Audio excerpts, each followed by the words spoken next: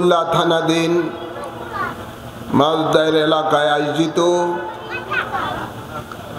পবিত্র ঈদ মিলাদুন নবী সাল্লাল্লাহু আলাইহি ওয়াসাল্লাম উপলক্ষে আয়োজিত আজকের এই ওয়াজ ও দোয়ার মাহফিলের সভাপতি, ইতিপূর্বে আপনাদের সামনে ওয়াজ করেছেন বিশিষ্ট আলেমে দ্বীন হযরতুল আল্লামা মাওলানা গাজী সিরাজুল ইসলাম কুদরতি সাহেব, ওয়াজ করেছেন অন্যান্য উলামায়ে কেরাম। উপস্থিত আল্লাহ প্রেমিক, নবী প্রেমিক, ওলি প্রেমিক, দিনদার মুমিন মুসলমান বাবারা, ভাইয়েরা, পর্দার আড়ালে মা ও বোনেরা, আসসালামু আলাইকুম ওয়া রাহমাতুল্লাহি ওয়া বারাকাতুহু। আসুন আমরা মহান রব্বুল ইজ্জতের দরবারে শুকরিয়া আদায় করি, যিনি আমাদের সকলকে দুনিয়ার সকল ঝামেলা থেকে মুক্ত রেখে কোরআন সুন্নাহর আলোচনা শোনার জন্য উক্ত জান্নাতের বাগানে আসার বসার তৌফিক দান করেছেন।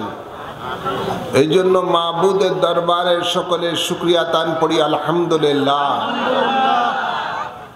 অসংখ্য অসংখ্য দুরুদ ও সালাম পেশ করছি আজকের এই মাহফিল থেকে ওই নবীর কদম মোবারকে, যে নবীকে আল্লাহ সমগ্র আলমের জন্য রহমত হিসাবে প্রেরণ করেছেন, যে নবীকে আল্লাহ তাবারক ও তাআলা খাতামুন নবীন করে প্রেরণ করেছেন, যাকে সৈয়দুল মুরসালিন করে প্রেরণ করেছেন, যাকে শফিউল মুজনাবিন করে প্রেরণ করেছেন। সুবহানাল্লাহ বলেন না?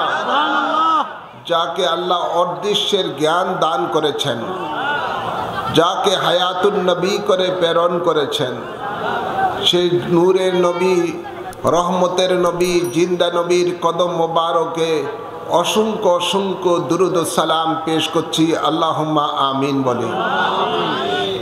সাথে সাথে আরো অসংখ্য দুরুদ ও সালাম পেশ করছি নবী পরিবারের আওলাদগণের কদম মোবারকে, আল্লাহুম্মা আমিন বলি। আমি আমার খুতবার মাঝে পবিত্র কালামে পাক থেকে যে আয়াতে করিমা তেলাওয়াত করেছি, ওই আয়াতে করিমার আলোকে সংক্ষিপ্ত আকারে কিছু আলোচনা করেই আপনাদেরকে নিয়ে আজকের মাহফিলের আখিরি মুনাজাত দিব। আল্লাহ কবুল করুন, আমিন বলেন। আওয়াজ করে বলেন আল্লাহুম্মা আমিন। আমরা যারা আজকে এখানে বসা আছি, আমরা এই পৃথিবীতে আসার পূর্বে আরেকটি জগতে ছিলাম, যে জগতের নাম হলো আলমে আরোহা, রূহের জগৎ। আল্লাহ পৃথিবীতে যত মানুষ প্রেরণ করবেন, সমস্ত মানুষগুলোর আত্মা আলমে আরোহার মধ্যে রূহের জগতে আল্লাহ একই সময় একই টাইমে সৃষ্টি করেছেন। সুবহানাল্লাহ বলেন না? আল্লাহ কুন বললে সাথে সাথে ফায়াকুন হয়ে যায়। সমস্ত আত্মাগুলো সৃষ্টি করে আল্লাহ তাবারক ও তাআলা আলমে আরোহার মধ্যে সমস্ত আত্মাগুলিকে লক্ষ্য করে বলেছিলেন, আলাস্তু বিরাব্বিকুম, আমি কি তোমাদের রব নই? তখন সকল আত্মাগুলো আলমে আরোহার মধ্যে বলেছিলেন, কালু বালা, আল্লাহ আপনি আমাদের রব। সুবহানাল্লাহ বলেন না? আজকে পৃথিবীতে যারা আল্লাহকে মানে নাই, ওদের আত্মাগুলো আলমে আরোহাতে আল্লাহর একাত্মবাদের স্বীকৃতি দিয়ে এসেছেন। সমস্ত মানুষগুলোর আত্মা ওই আলমে আরোহার মধ্যে আল্লাহর একাত্মবাদের স্বীকৃতি দিয়ে এসেছেন। সুবহানাল্লাহ বলেন না? সে আলমে আরোহার মধ্যে আমরা কতকাল ছিলাম আল্লাহই উত্তম জানেন, আমরা বলতে পারবো না। আল্লাহ তাবারক ও তাআলা সেই আলমে আরোহা থেকে আমাদেরকে এই আলমে দুনিয়াতে পাঠিয়েছেন। সুবহানাল্লাহ বলতেন না? এই জগতের নাম কি? আলমে দুনিয়া। এই আলমে দুনিয়াতে আসার পূর্বে আল্লাহ আমাদের প্রত্যেকের তকদিরের মধ্যে, রুয়ে আজলের মধ্যে লিখে দিয়েছেন আমরা এই আলমে দুনিয়াতে কতদিন থাকব। কতদিন কত বছর থাকবো, কত মাস, কত দিন, কত আপনার ঘন্টা, কত মিনিট, কত সেকেন্ড থাকবো, আল্লাহ তাবারক ওয়া তাআলা আমাদের প্রত্যেকের তকদিরের মধ্যে রুয়ে আজলে লিখে দিয়েছেন। যার জন্য যতটুকু সময় নির্ধারণ করা হয়েছে এই দুনিয়ার জিন্দেগির, এক সেকেন্ড আগেও না পিছও না, আমাদেরকে ওই নির্দিষ্ট সময়ে এই দুনিয়া থেকে বিদায় নিতে হবে। সুবহানাল্লাহ বলেন না? কিছু কিন্তু আগে কইছিল চালু করলাম মাত্র।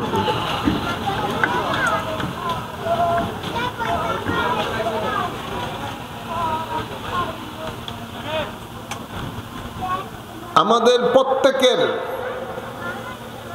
জীবনের যত সময়টুকু আছে এই সময়টুকু শেষ হয়ে গেলে আমাদেরকে দুনিয়া ছেড়ে চলে যেতে হবে। কোথায় যাবেন? এই দুনিয়া থেকে বিদায় নেওয়ার পরে আমাদেরকে আরেকটি জগতে চলে যেতে হবে। সেই জগতের নাম হলো আলমে বরজক। কি নাম? জোরে বলেন। আলমে বরজক একটা গায়েবী জগৎ, যে জগৎকে দুনিয়াতে, আলমে দুনিয়াতে থেকে চোখে দেখা যায় না। সে আলমে বরজকে আমাদেরকে চলে যেতে হবে। সে আলমে বরজকে কতদিন থাকবেন, কতকাল থাকবেন? যেই দিন আল্লাহ তাবারক ওয়া তাআলা কিয়ামত সংগঠিত করবেন, সেই দিনই আলমে বরজকের জিন্দেগি শেষ হবে। সুবহানাল্লাহ বলেন। আলমে বরজকের জিন্দেগি শেষ হওয়ার পরে আমরা আরেকটি আলমের মধ্যে উঠব, যে আলমের নাম হলো আলমে আখিরাত। সুবহানাল্লাহ বলেন। আলমে, জোরে বলেন, আলমে আখিরাত, শেষ আলম। এই আলমের জিন্দেগির শুরু আছে, শেষ নাই। সুবহানাল্লাহ বলেন। এই আলমের জিন্দেগির শুরু আছে, শেষ নাই, যেটাকে বলা হয় আলমে আখিরাত। আল্লাহ তাবারক ওয়া তাআলা 18,000 আলম সৃষ্টি করেছেন। কিছু আলম দেখতে পাই, কিছু আলম আমরা দেখতে পাই না, গায়েবের মধ্যে। আলমে মালাকুত, ফেরেশতাদের আলম, যেটা আমরা চোখে দেখি না। আলমে মালাকুত, আলমে জাবারুত, আলমে লাহুত, আলমে নাসুত, আলমে হাইওয়ানাত, আলমে জামাদাত, আলমে নাবাতাত, আলমে বরজক, আলমে আরোহা, এভাবে অসংখ্য আলম রয়েছে। 18,000 আলম। এই আলমের মধ্যে আমাদেরকে আল্লাহ তাবারক ওয়া তাআলা এই আলমের, এই 18,000 আলমের মধ্যে 4টা আলম আমাদেরকে অতিবাহিত করতে হবে আমাদের জিন্দগিতে। একটি আলম আমরা অতিবাহিত করে এসেছি, আলমে আরোহা। এখন বর্তমানে আমরা আলমে দুনিয়ার জিন্দগিটা অতিবাহিত করতেছি। তারপরে চলে যাব আলমে বরজকের দিকে। আলমে বরজকের থেকে উঠবো আলমে আখিরাতের দিকে। সুবহানাল্লাহ বলেন। ভাইরা আমার, তো এই আলমে দুনিয়াতে আল্লাহ আমাদেরকে কেন পাঠিয়েছেন, এই জবাব আল্লাহ কোরআনে পাকে দিচ্ছেন। ওয়ামা খালাকতুল জিন্না ওয়াল ইনসা ইল্লা লিয়াবুদুন। সুবহানাল্লাহ বলেন। আল্লাহ বলেন, আমি মানব জাতি, জিন জাতিকে সৃষ্টি করি নাই, কিন্তু সৃষ্টি করেছি একমাত্র আমার ইবাদতের জন্য। সুবহানাল্লাহ বলেন। 80,000 মখলুকাত, কমবেশ সমস্ত মখলুকই আল্লাহর ইবাদত করে, নিজ নিজ ভাষায় আল্লাহর তসবিহ পাঠ করে থাকেন। আল্লাহ তাবারক ওয়া তাআলা কে আলমে আখিরাতের জিন্দেগিতে কোন মখলুকের জন্য, মখলুকের ইবাদতের জন্য আল্লাহ তাদের জন্য জান্নাতের মধ্যে কোনো স্থান রাখেন নাই। শুধুমাত্র 80,000 মখলুকাতের মধ্যে আল্লাহ আশরাফুল মখলুকাত হিসেবে মানুষগুলিকে ঘোষণা দিয়েছেন, এই মানুষগুলো এই আলমের দুনিয়াতে যারা আল্লাহর ইবাদত করবে, আল্লাহ তাবারক ওয়া তাআলা তাদের জন্য পুরস্কার হিসাবে আলমে আখিরাতের মধ্যে রেখেছেন শান্তির জায়গা জান্নাত। সকল মখলুকের এই বিচার হবে হাসরের ময়দানে। তাদের বিচার করার পরে আল্লাহ বলবেন তোমরা মাটি হয়ে যাও, তারা সকলে মাটি হয়ে যাবেন। শুধুমাত্র মানুষের জন্য আল্লাহ তাবারক ওয়া তাআলা রেখেছেন এই দুনিয়ার কর্মের ফল আখিরাতের জিন্দেগির মধ্যে। যদি সে কর্মটা আল্লাহ এবং রসুলের পথে মতে তার কর্ম পরিচালিত হয়, তাহলে তার জন্য কি রেখেছেন? আল্লাহ বলেন ওমাইয়ুতি ইল্লাহা ওয়ার রাসূলাহু ইউদখিলহু জান্নাতিন তাজরি মিন তাহতিহাল আনহার। আল্লাহ বলেন যারা আল্লাহ এবং রসুলের পথে মতে চলবেন, আল্লাহ তাদেরকে ওই সমস্ত নিয়ামত দিবেন যে তারা জান্নাতের মধ্যে তাদেরকে প্রবেশ করাবেন। যে জান্নাতের তলদেশ থাকবে ঝর্ণা প্রবাহিত, যে জান্নাতের মধ্যে তারা চিরকাল অবস্থান করবেন। সুবহানাল্লাহ বলেন। আর যে মানুষগুলো দুনিয়াতে আল্লাহ রসুলের কথা মোতাবেক চলে না, আল্লাহ এদের ব্যাপারে বলেন ওমাইয়াসি আল্লাহ ওয়ার রাসূলাহু ইয়াতাআদ্দা হুদুদাহু ইউদখিলহু নারান খালিদান ফিহা ওয়া লাহু আযাবুম মুহিন। নাউযুবিল্লাহ বলেন। নাউযুবিল্লাহ। যারা এই আলমের দুনিয়ার মধ্যে আল্লাহ রসুলের নাফরমানি করবে, আল্লাহর দেওয়া হুদুদকে যারা বিধানকে যারা লঙ্ঘন করে চলবে, আল্লাহ বলেন এদেরকে আমি জাহান্নামের মধ্যে নিক্ষেপ করব, যে জাহান্নামের মধ্যে তারা চিরকাল অবস্থান করবে, যেটা অত্যন্ত কঠিন শাস্তিদায়ক জায়গা। নাউযুবিল্লাহ বলেন। আওয়াজ করে বলেন না নাউযুবিল্লাহ। আলমে দুনিয়ার কি করলে মানুষ কি পাবে, তার বিনিময় সেটা আলমে আখিরাতে কি পাবে সেটা আল্লাহ স্পষ্ট কোরআনে পাকে জানিয়ে দিয়েছেন। আল্লাহ কোরআনে পাকে আরো ইরশাদ করেন লাইসা লিল ইনসানি ইল্লা মা সা। আমি মানুষের জন্য কিছুই রাখি না, কিন্তু মানুষ এই আলমে দুনিয়াতে যা কর্ম করবে এই কর্মের ফল আমি আল্লাহ তাকে দিব। সুবহানাল্লাহ বলেন না। সুবহানাল্লাহ। কেমন দিবেন? আল্লাহ বলেন ফামাই ইয়ামাল মিসকালা যাররাতিন খায়রান ইয়ারা ওয়া মাই ইয়ামাল মিসকালা যাররাতিন শাররান ইয়ারা। এই দুনিয়াতে সে যদি ভালো মন্দ যে যা কিছু করবে, যাররা যাররা পরিমাণ তার বিনিময় আল্লাহ তাকে দান করবেন। সুবহানাল্লাহ বলেন। সুবহানাল্লাহ।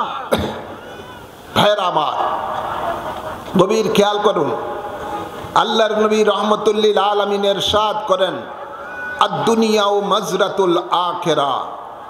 এই দুনিয়াটা হলো আখিরাতের খেতি। এই দুনিয়াতে যা কর্ম করবেন আখিরাতে তার ফল ভোগ করবেন।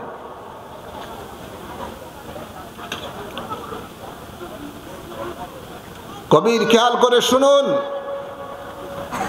আমল করার জন্য এই দুনিয়াটাই হলো একমাত্র স্থান। আলমে আরোহার মধ্যে আমল করার সুযোগ ছিল না, সুযোগ নাই। আলমের দুনিয়াতে আমল করার একমাত্র স্থান। কবরে গেলেও আমল করার কোনো সুযোগ নাই, আখিরাতেও আমল করার কোনো সুযোগ নাই। এই দুনিয়াতেই আমল করার একমাত্র স্থান। এই দুনিয়াতে যা আমল করবেন এই আমলের ফলই আখিরাতে ভোগ করবেন। আল্লাহ কোরআনে পাকে ইরশাদ করেন ওয়াল আসর ইন্নাল ইনসানা লাফি খুসরিন। আল্লাহ বলেন আসরের ওয়াক্তের কসম, মানুষগুলো বরবাদে যাবে, জাহান্নামে যাবে। ইল্লাল্লাযীনা আমানু ওয়া আমিলুস সালিহাত, কিন্তু তারাই বরবাদে যাবে না, জাহান্নামে যাবে না যারা ঈমান আনার পরে নেক আমল করেছেন। আওয়াজ করে বলেন সুবহানাল্লাহ। যারা ঈমান আনার পরে নেক আমল করেন নাই তারা বরবাদে যাবেন, তারা জাহান্নামে যাবেন।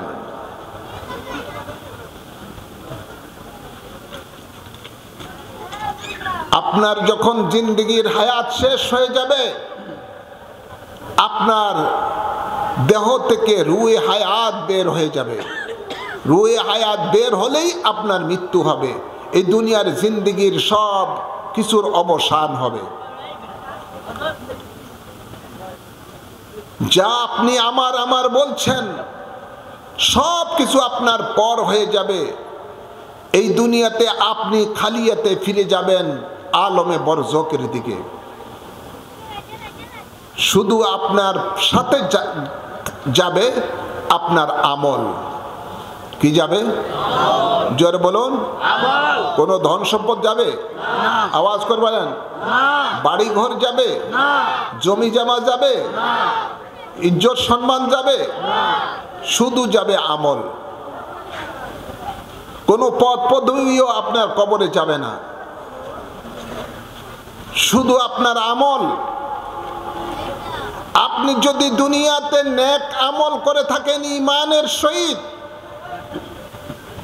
মালাকুল মউত আপনার রূহ যখন কবজ করবে তখন জান্নাতের একটি জায়গা ইল্লিন, সেখান থেকে ফেরেশতা আসবে আপনার রূহটা জান্নাতের মধ্যে নিয়ে যাওয়ার জন্য। সুবহানাল্লাহ বলেন। আর যদি আপনি বেঈমান বদ আমলকারী হন, তাহলে মালাকুল মউত রূহ কবজ করার সাথে সাথে জাহান্নামের থেকে সিজ্জিন একটা জায়গা, সেখান থেকে ফেরেশতা আসবে আপনার আত্মাকে, রূহকে জাহান্নামের মধ্যে নিয়ে যাওয়ার জন্য। নাউজুবিল্লাহ বলেন। আওয়াজ করে বলেন। আপনি কি চান আপনার রূহটা জাহান্নামের মধ্যে যাক? আওয়াজ করবেন না। আপনার কথা কি চান? আমরা কেউই চাই না আমাদের আত্মাটা জাহান্নামের মধ্যে যাক। আমরা সবাই চাই আমাদের আত্মাটা যেন জান্নাতে যাক। ঠিক না বেটি? আওয়াজ করে বলেন। তো আমাদের চাওয়ার মধ্যে কাজের দরকার আছে না নাই? কর্মের মিল থাকা দরকার আছে না নাই? আমাদের চাওয়ার মধ্যে আমাদের কর্মের মিল থাকতে হবে। আমরা যদি চাই আমাদের আত্মাটা জান্নাতে যাক, তাহলে আমাদেরকে কি করতে হবে? ঈমানের সহিত নেক আমল করতে হবে। কি আমল?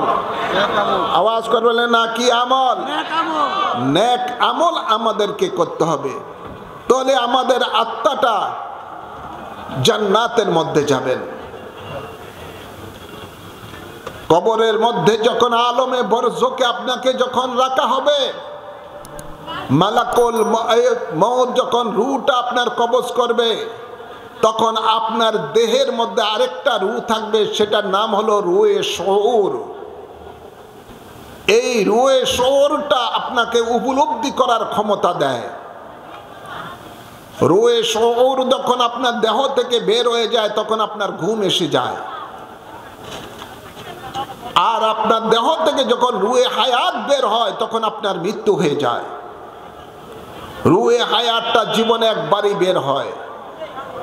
আর রূহে শউর আপনার দেহ থেকে ইচ্ছা করলে দৈনিক কয়েকবারই বের আসা যাওয়া করতে পারে যখন আপনি ঘুমাবেন। রূহে শউরের এর সাথে উপলব্ধি করার সম্পর্ক আপনার দেহের মধ্যে রূহে হায়াত বের হলে আপনি নড়াচড়া করার ক্ষমতা আপনার থাকে না, কথা বলার ক্ষমতা আপনার থাকে না। আর রূহে শউর যখন আপনার ভিতরে থাকে আপনার উপলব্ধি করার ক্ষমতা থাকে। এই রূহে শউর নিয়ে আপনাকে কবরে যেতে হবে।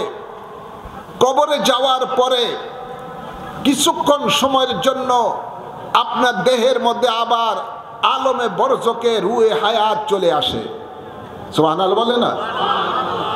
যখন আপনাকে দাফন করার পরে 40 কদম মানুষ দূরে সরে যাবে, তখনই আপনার দেহে কবরের মধ্যে আপনার মুনকির নকির দুইজন ফেরেশতা আসবেন, জিজ্ঞাসা করা হবে মার রব্বুকা, তোমার রব কে, ওয়ামা দীনুকা, তোমার দিন কি, ওয়ামা হাজার রাসূল, তোমার সামনে যিনি বসা আছেন ওনার সম্বন্ধে তোমার কি ধারণা।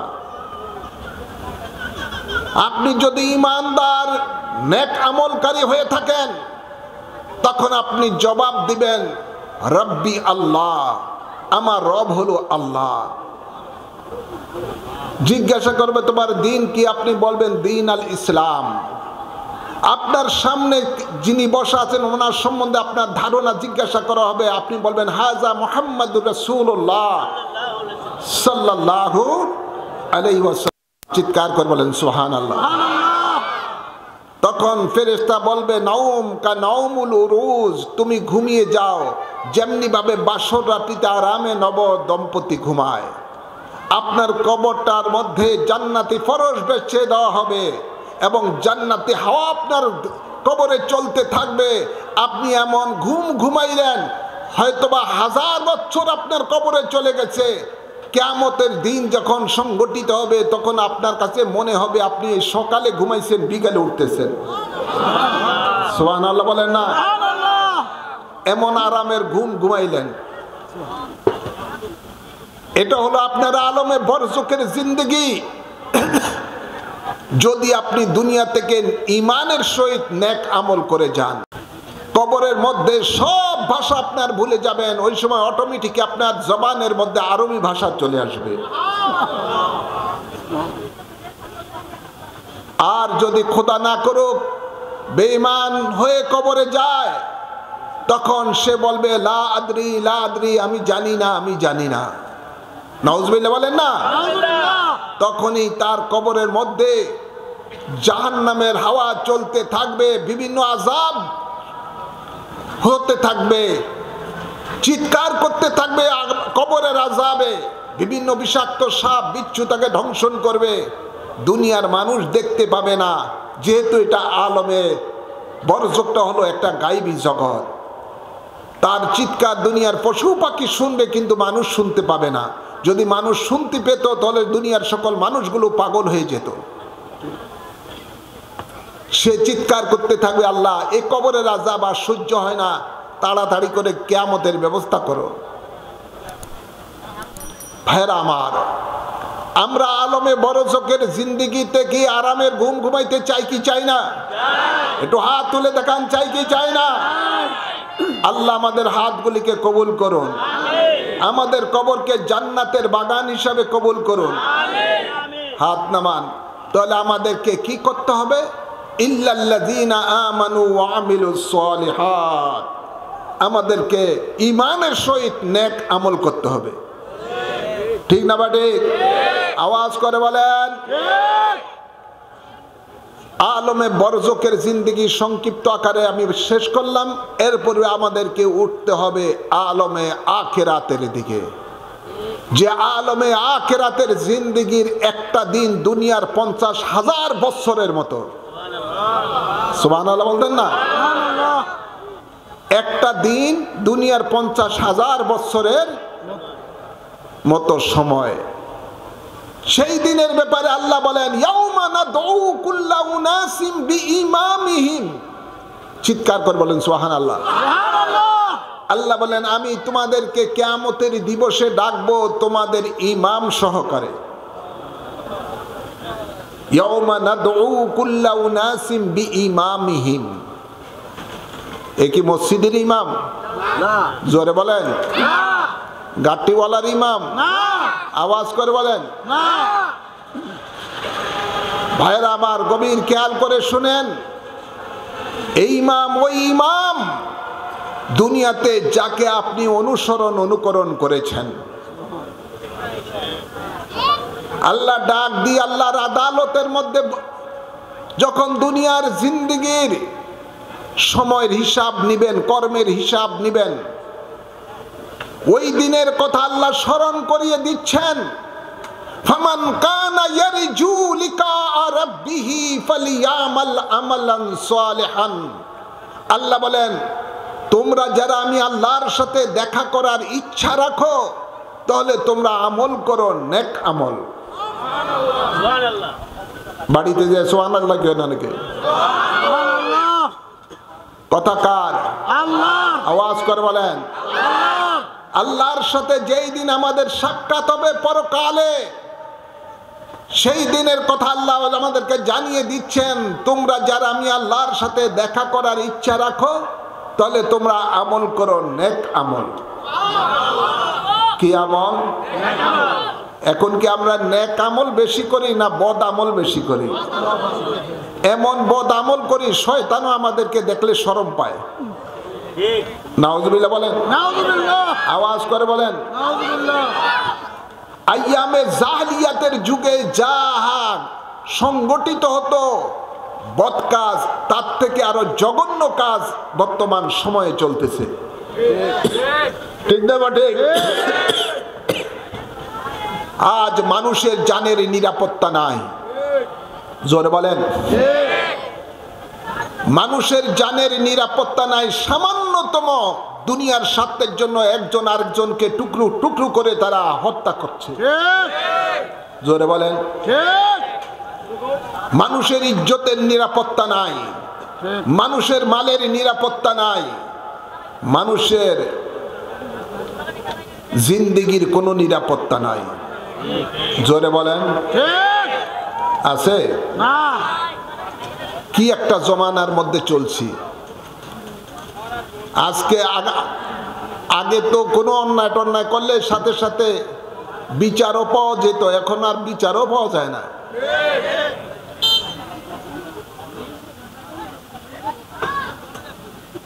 আল্লাহ হেদায়েত দান করুন, আমিন বলেন।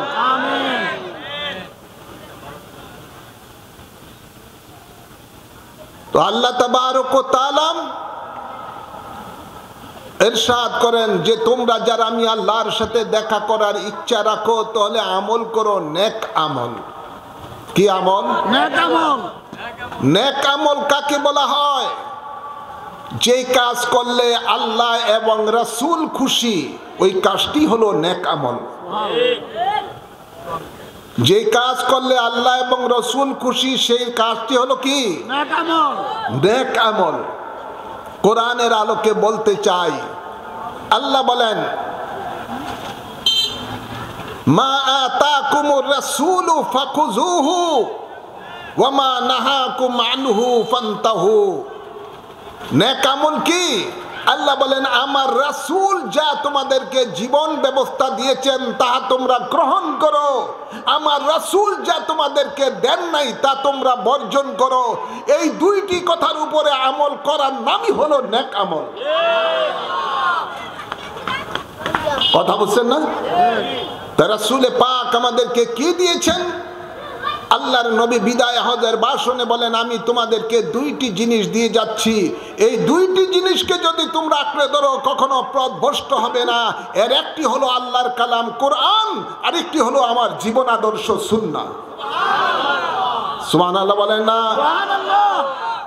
এই দুইটি জিনিসের মধ্যে একটা মানুষের জন্ম থেকে মৃত্যু পর্যন্ত যত দিক আছে সর্বদিকের দিক নির্দেশনা রয়েছে। মানুষের ব্যক্তি জীবন, পারিবারিক জীবন, সমাজ জীবন, রাষ্ট্র জীবন, ব্যবসায়ী জীবন, চাকরি জীবন, শ্রমিকের জীবন, কৃষকের জীবন, যা কিছু রয়েছে সব কিছুর দিক নির্দেশনা কোরআন ও সুন্নাহর মাঝে রয়েছে। সুবহানাল্লাহ বলেন। আওয়াজ করে বলেন। এই দুইটি জিনিসকে যখন আমরা অনুকরণ করব এটার নামই হলো নেক আমল। তো আল্লাহ বলেন তোমরা যারা আমি আল্লাহর সাথে দেখা করার ইচ্ছা রাখো তাহলে তোমরা নেক আমল করো। যেই দিন আল্লাহর আদালতে আপনার আমার সকলের জিন্দেগির, দুনিয়ার জিন্দেগির হিসাব নেবেন আল্লাহ, সেই দিনের কথা আল্লাহ আমাদেরকে স্মরণ করিয়ে দিচ্ছেন। তিলকা উম্মাতান কাদ খালাত লাহা মা কাসাবাত ওয়ালাকুম মা কাসাবতুম ওয়ালা তুসালুনা আম্মা কানু ইয়ামালুন। সুবহানাল্লাহ বলেন। সুবহানাল্লাহ। আল্লাহ বলেন যেই দিন আমি তোমাদের কাছে তোমাদের দুনিয়ার জিন্দেগির হিসাব নিব সেই দিন আমি তোমাদের পূর্বপুরুষ কারো সম্বন্ধে জিজ্ঞাসিত করব না তোমাকে, আমি শুধু তোমাকে জিজ্ঞাসা করব দুনিয়াতে 60-70 বছর, 80 বছর, 100 বছর তোমাকে হায়াত দিয়েছি, এই সময়ের মধ্যে তুমি কি কর্ম করে এসেছো আজকে আমি আল্লাহর কাছে হিসাব দাও। হিসাব নিবেন কে? আল্লাহ। জবান খুলে বলেন হিসাব নিবেন কে? আল্লাহ। এই জমিনের মালিক কে? আল্লাহ। আওয়াজ করে বলেন জমিনের মালিক কে? আল্লাহ। আমাদের হায়াতের মালিক, আল্লাহ। রিজিকের মালিক, আল্লাহ। এই কুল কায়নাতের মালিক, আল্লাহ। আমাদের মউতের মালিক। আল্লাহ। সে আল্লাহর রাজত্বের মধ্যে আমরা যারা বসবাস করছি, যিনি আমাদেরকে হায়াত দিচ্ছেন, মউত দিবেন, রিজিক দিচ্ছেন। ভাইয়েরা আমার, যে আল্লাহর অসংখ্য নিয়ামত আমরা ভোগ করতেছি, ঠিক না বাড়ি? জোরে গান। মাথা হতে পা পর্যন্ত এই 3.5 হাত বডির মধ্যে যা আছে, আমাদের দেহের মধ্যে সব কিছু আল্লাহর দেওয়া নিয়ামত। জোরে বলেন। চোখ নিয়ামত কিনা না কিয়ামত? যার চোখ নাই সে বুঝে নেয়ার চোখটা কত বড় নিয়ামত। যার হাত নাই সে বুঝে হাতটা কত বড় নিয়ামত। যার পা নাই সে বুঝতে পারে পা কত বড় নিয়ামত। আপনি ডাইনে তাকান, বাঁয়ে তাকান, সামনে তাকান, পিছনে তাকান, উপরে তাকান, নিচে তাকান, যেই দিকে দেখতে পাবেন আল্লাহর নিয়ামত দেখতে পাবেন। আল্লাহ কোরআনে পাকে সূরা রহমানের মধ্যে আল্লাহ নিয়ামতগুলির কথা উল্লেখ করে বারবার বলেছেন, ফাবিআইয়ি আলাই রাব্বিকুমা তুকাজ্জিবান। সুবহানাল্লাহ বলেন না? সুবহানাল্লাহ। আল্লাহ বলেন তোমরা আমার কোন কোন নিয়ামতকে অস্বীকার করবে? আল্লাহর সেই সমস্ত নিয়ামতগুলি আমরা ভোগ করে কারা কারা আমরা আল্লাহর বিধান মোতাবেক চলি, কারা কারা আমরা নেক আমল করছি, এটার জবাব কিয়ামতের দিবসে আল্লাহর কাছে আমাদের সকলকে দিতে হবে। প্রস্তুত আছেন? জোরে বলেন। এই মুহূর্তে যদি আপনার মরণ হয়ে যায়, আপনি নিজকে নিজ প্রশ্ন করেন, আপনার জীবনে আপনি কতটুকু নেক আমল করছেন আর কতটুকু বদ আমল করছেন। আপনার স্থানটা কোথায় হবে আপনি নিজে নিজে একটু চিন্তা করলে বুঝেন। জোরে বলেন না? চিন্তা করলে পাওয়া যাবে কি যাবে না? আওয়াজ করে বলেন। মান আরাফা নাফসাহু ফাকাদ আরাফা রাব্বাহু। যে নিজকে নিজ চিনতে পেরেছেন তিনি রবকে চিনতে পেরেছেন। একটু নিজকে নিজ চিন্তা করুন, ছিলেন কোথায়, আছেন কোথায়, যাবেন কোথায়। জোরে বলেন। ভাইরা আমার ওয়াজের একমাত্র একেবারে শেষ প্রান্তে আমি যে আয়াতে কারিমা আপনাদের সামনে পড়েছি, ফামান কানা ইয়ারজু লিকা রাব্বিহি ফালিয়ামাল আমালান সালিহান, এই আয়াত আমি খুতবার মধ্যে পড়েছি। আপনাদেরকে বলেছিলাম এই আয়াতের উপরে আমার আলোচনা থাকবে। সংক্ষিপ্ত আকারে আপনাকে আমি আমার আলোচনা দিলাম। দুনিয়াতে আমরা আগে ছিলাম কোথায়, এখন আছি কোথায়, যাব কোথায়, এবং কেন আল্লাহ দুনিয়াতে আমাদেরকে পাঠিয়েছেন, আমরা বর্তমানে কি কর্ম করতেছি, আমাদের এই কর্মের জন্য আমাদেরকে কোথায় থাকতে হবে, এর উপরে সংক্ষিপ্ত আকারে কিছু কথা বললাম। খুশি না বেজার? আওয়াজ করে বলেন। কোনো গজল নাই ওয়াজের মধ্যে, কোনো গজল নাই, জানিও না, শুধু নসিহতমূলক কতগুলো কথা বললাম। এই মুহূর্তে যদি আমাদের মৃত্যু হয়ে যায়, হতে পারে কি পারে না? জোরে বলেন। আমরা কি জানি আমাদের হায়াত কতটুকু? ইদানিং কালে বেশ কিছুদিন মধ্যে খুব কাছের কতগুলো মানুষ অল্প বয়সের দুনিয়া থেকে চলে যাচ্ছে দেখতেছি। আমি নিজেই জানাজা পড়াইছি কয়েকজনের, যেগুলো ভাবতেও পারি নাই। ওদের ছোট ছোট বাচ্চা, এখনো অল্প বয়স, 42-43 এই টাইপের বয়সের লোক। এই মানুষগুলো চলে যাচ্ছে, এরাও একদিন ভেবেছে অনেক দিন থাকবেন। আমাদেরকে হয়তোবা চলে যেতে হবে। আমাদের হয়তোবা যারা আমরা এখানে বসা আছি, কারো জীবনের বেলাটা আসরের টাইম হয়ে গেছে, ঠিক না বা ঠিক?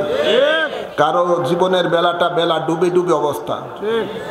কারোর জন্য হতে পারে দুনিয়াতে কাফনের কাপড় তৈরি হয়ে আছে। জোরে বলেন না? আওয়াজ করে বলেন। এই মুহূর্তে যদি আমরা দুনিয়া থেকে চলে যাই, কি নিয়ে যাব? আল্লাহর কাছে কি নিয়ে হাজিরি দিব?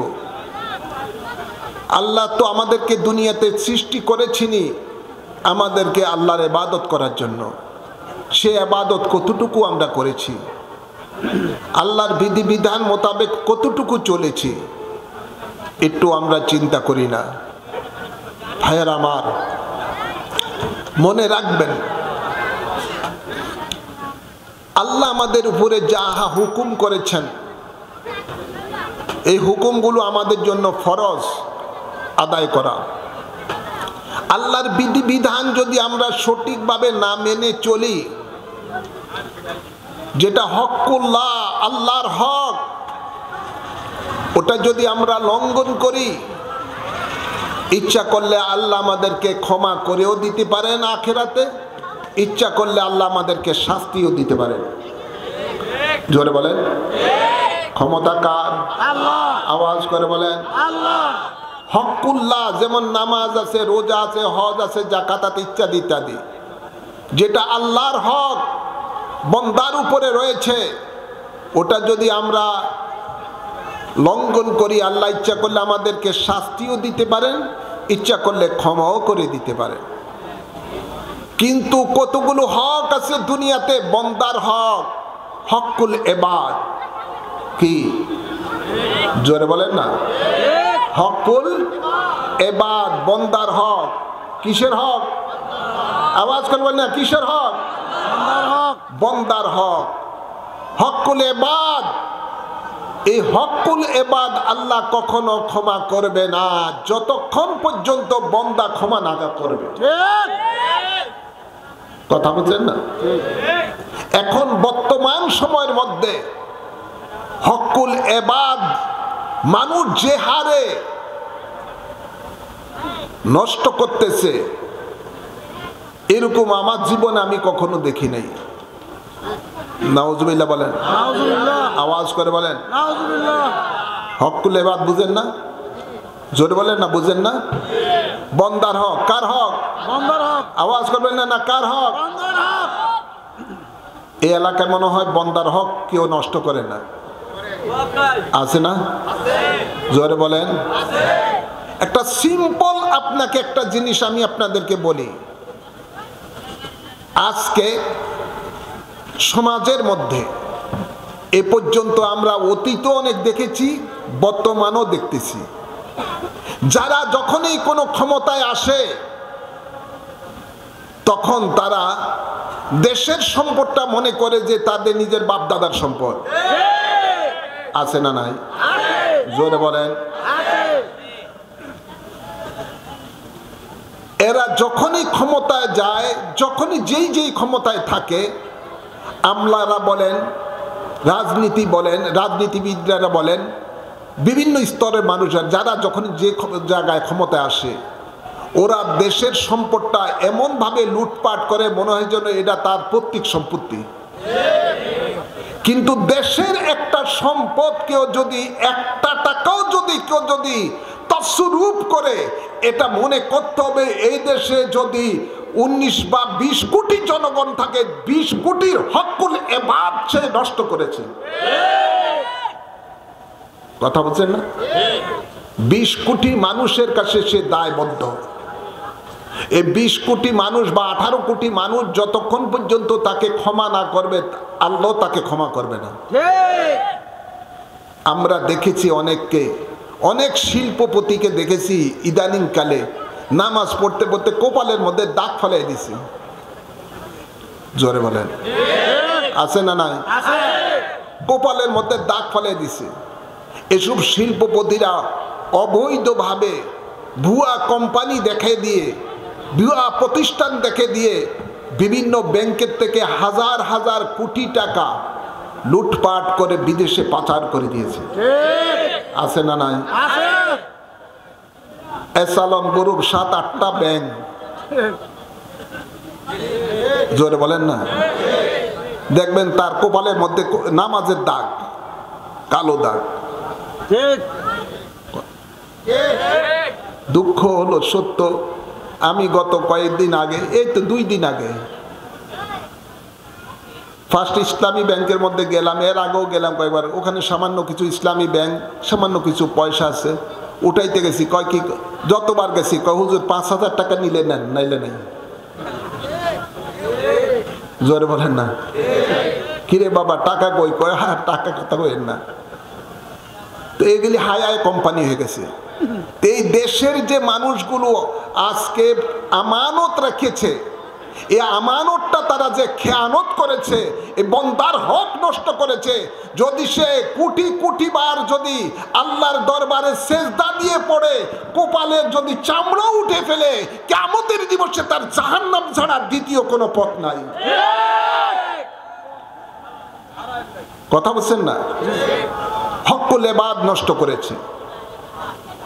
এমনি ভাবে আমার বড় দুঃখ লাগে, গত 5ই আগস্ট আমার খুব দুঃখ লাগে, খারাপ লাগে যখন কেউ যদি দেশের সম্পদ নষ্ট করে। এই দেশের সম্পদটা হলো এই দেশের 18 কোটি বা 19 কোটি জনগণের। মালিককে, আরে এই দেশের সম্পদের মালিককে, রাষ্ট্রীয় সম্পদের মালিক, রাষ্ট্রীয় সম্পদের মালিককে জনগণ। আমাদের চাঁদপুর এই রোড অ্যান্ড হাইওয়ের এতে সড়ক ও জনপদের চাঁদপুরের যে অফিসটা অনেক বড় অফিস, এটা 3 তলা মনে হয় না 4 তলা বড় অফিস।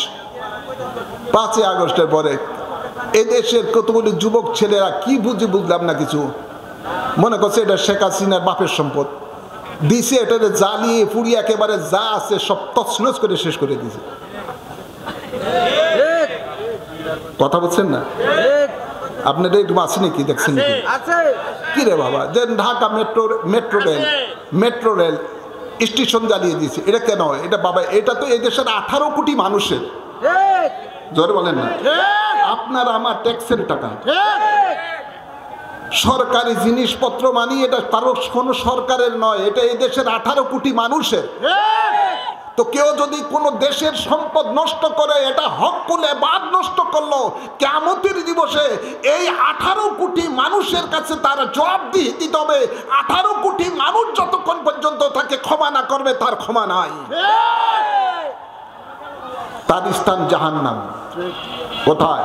জাহান্নাম, চিরকাল জাহান্নাম। এমনি ভাবে আপনারা যারা যারা যে অবস্থায় আছেন, আপনাদেরকে অনুরোধ করব, হকুল্লাহ যদি শয়তানের ধোঁকায় যদি আপনি আল্লাহর হক যদি নষ্ট করে থাকেন, আল্লাহ ক্ষমা করে দিতে পারে অথবা শাস্তিও দিতে পারে, এটা আল্লাহর এখতিয়ার। কিন্তু হকুল ইবাদ নষ্ট করবেন না। হকুল ইবাদ আল্লাহ মাফ করবে না যতক্ষণ পর্যন্ত বান্দা না মাফ করে। আপনার নামাজ, রোজা, হজ, যাকাত, টুপি, দাড়ি, জুব্বা, গাট্টি নিয়ে এদিক সেদিক ঘোরা কোনো কিছু কাজে আসবে না যদি বান্দার হক দুনিয়াতে নষ্ট করেন। জোরে বলেন।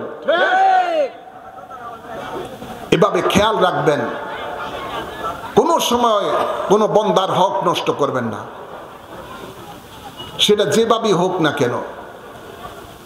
আমাদের দেশে অনেক সময় অনেকেরা চাঁদাবাজি করে, আছে না নাই? জোরে বলেন। এই ফতুল এলাকার মনে মানুষ করে না, আছে না নাই? এই যে চাঁদাবাজি করা, এটা হলো বান্দার হক নষ্ট করা। অন্যায়ভাবে একজনের উপরে আপনি জোর করে তার সম্পদ নষ্ট করতেছেন, জোর করে তার সম্পদ নিয়ে যাচ্ছেন, এটা হলো হকুল ইবাদ নষ্ট করা। এই হকুল ইবাদের জন্য আপনার কোনো তাহাজ্জুদের নামাজ কাজে আসবে না। একজনে কয় আমি এক দৈনিক তাহাজ্জুদের নামাজ 100 রাকাত নামাজ পড়ি রাত্রে, আছে না? জোরে বলেন। কোন নামাজ কাজে আসবে না। মনে রাখবেন, আল্লাহ বলেন আমিলাতুন নাসিবাতুন তাসলা নারান হামিয়া, আমি অনেক আমলধারীদেরকে হামিয়া নামক জাহান্নামে নিক্ষেপ করব। কোন নামাজ, রোজা, হজ, যাকাত কিছুই তার কাজে আসবে না যদি বান্দার হক সে নষ্ট করে দুনিয়া থেকে যায়। বান্দা না মাফ করলে তার কোনো ক্ষমা নাই। ভাইয়েরা আমার, তাই আপনাদের সকলকে বলবো, আমরা যারা এই ক্ষণিকের দুনিয়ার মধ্যে রয়েছি, কবি বলেন ইয়ে দুনিয়া মুসাফির খানা, আজ আনা কাল জানা, এই দুনিয়াটা একটা মুসাফিরের জীবন, আজ এসেছি কাল চলে যাব। তাই এই মুসাফিরের জীবনের মধ্যে এমন কোনো কর্ম করতে নাই যে কর্মের জন্য হাসরের ময়দানে আমাদেরকে কঠিন জাহান্নামের মধ্যে জ্বলতে হয়। কবরের মধ্যে জাহান্নামের আগুনের হাওয়া আমাদের যেন কবরের মধ্যে সইতে না হয়, ভোগ করতে না হয়। আমাদেরকে ওই কর্ম করতে হবে যে কর্ম করলে দুনিয়াতেও আল্লাহ ইজ্জত দান করবেন, মরল কবরের মধ্যে ইজ্জতওয়ালা হবেন এবং হাসরের ময়দানও ইজ্জতওয়ালা হয়ে আল্লাহর জান্নাতে প্রবেশ করবেন। আল্লাহ কবুল করুন। এই দুনিয়াতে আমাদেরকে আল্লাহ পাঠিয়েছিনি তার ইবাদতের জন্য। ওমা খালাকতুল জিন্না ওয়াল ইনসা ইল্লা লিয়াবুদুন। আমি আমার আলোচনা দীর্ঘায়িত করছি না, পরিশেষে বলতে চাই আমাদের জীবনে গুনাহ আছে না নাই? জোরে আওয়াজ করে বলেন। গুনাহ মোচন করতে চাই কি চাই না? আওয়াজ করে বলেন।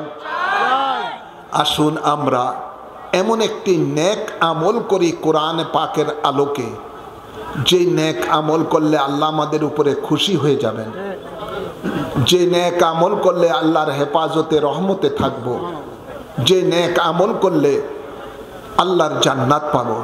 সুবহানাল্লাহ বলতেন না? যে নেক আমল করলে 100 শহীদের সওয়াব পাবো। সেই নেক আমলটির নাম হলো বায়াতে রাসূল সাল্লাল্লাহু আলাইহি ওয়াসাল্লাম। সে বায়াতে রাসূল অর্থাৎ মুর্শিদের উসিলায় রসুলে পাকের কাছে বায়াত। সুবহানাল্লাহ বলেন না? নবী আছে না নাই? কাছে না দূরে? জোরে বলেন, কাছে না দূরে? কত কাছে? আন-নবী আওলা বিল মুমিনিনা মিন আনফুসিহিম। নবী হলো মুমিনগণের জানের চাইতে আরো বেশি নিকটে। সুবহানাল্লাহ বলেন না? নবী বলেন গোটা পৃথিবীটা আল্লাহ তাবারক ওয়া তাআলা আমার হাতে তালুর মতো করে দিয়েছেন, আমি দেখতেছি, কিয়ামত পর্যন্ত দেখতে থাকব। সুবহানাল্লাহ বলেন না? আমরা যারা এখানে বসা আছি, আসুন আমাদেরকে সকলকেই আল্লাহর নবী আমাদেরকে দেখেন, যদিও আমরা নবীকে দেখতে পাই না। হ্যাঁ, আপনি নবীকে দেখতে পাবেন যদি আবেশাল মাদানির মতো কলবের চক্ষু তৈরি করতে পারেন। সুবহানাল্লাহ বলেন না? যে আল্লাহর ওলি বলেছিলেন আমি দয়াল নবীকে দেখতে পাই। দয়াল নবী আমাদের দিকে তাকিয়ে মুস্কে হাসতেছেন। সুবহানাল্লাহ বলেন না? যে আবেশাল মাদানি ইন্তেকালের আগে বলেছিলেন আমাকে দয়াল নবী এসেছেন নেওয়ার জন্য, তোমরা সালাত ও সালাম পড়ো। ওই রকম চক্ষু আমরা তৈরি করতে যদি পারি, তাহলে দয়াল নবী নূরের নবীকে নূরের চক্ষু দ্বারা অহরহ আমরা সকলেই দেখতে পাবো, যেমনি ভাবে আল্লাহর ওলিরা দেখতে পেতেন। সুবহানাল্লাহ বলেন না? কিন্তু আকীদা রাখতে হবে নবী আমাদেরকে দেখেন। ঠিক না বাটি?